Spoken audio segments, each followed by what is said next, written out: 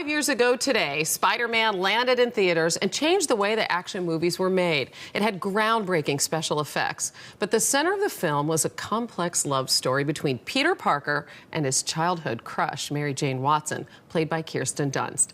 Now, in the new Spider-Man 3, Peter and MJ may be ready to take a big step. You know what? I'd like to sing on stage for the rest of my life with you in the first row. I'll be there. Tell me you love me. I love you. I love you so much. I always have.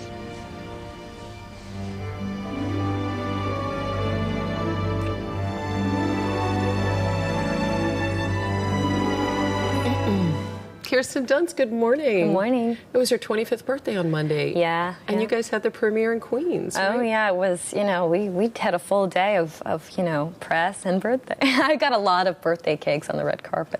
You did? Well, like cupcakes and gifts and candles, and the crowds were singing happy birthday. It was really sweet. Oh, that's so nice. It must make you feel good. It made me feel good, but it also was weird to spend, part of your birthday in that limelight and everyone asking you about it. It's a little like, whoa, this is an intimate day, but I'm sharing it with all of you. It's kind of an odd thing. And 25 is kind of a big birthday. I mean, it's hard to imagine that you've been at this 5 years with Spider-Man. Who do you think has changed more in that time, you or MJ? Oh, definitely me. She's still she's still in peril all the time, and she's always been very insecure and struggling. In this movie, we really put her through an emotional and physical, dilemmas. It's pretty intense.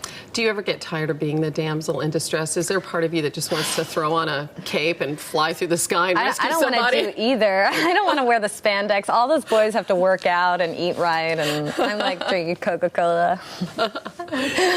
Well, we mentioned that it's a sort of they come to a crossroads here, the two characters, because he's actually thinking of asking MJ to marry him. But then what happens? Well, it's a little soon, because just after the second, they just, now are in a relationship, starting to be together. Before they were star-crossed lovers, so now they have to deal with what that's really like. And he's kind of on a high, the city's really embraced him as Spider-Man, and so he's really into himself, and he just thinks life is great, and he's ready to propose. And meanwhile, you have MJ, who's really, he's not there for her, and she has no one else, and so their relationship, they just grow farther and farther apart in this film, of course. Although she starts off on a real high. Yeah. She's starring on Broadway, she's singing, and then she gets 5 minutes of the film, she's happy. She gets horrible reviews and gets pulled from the show. Yeah.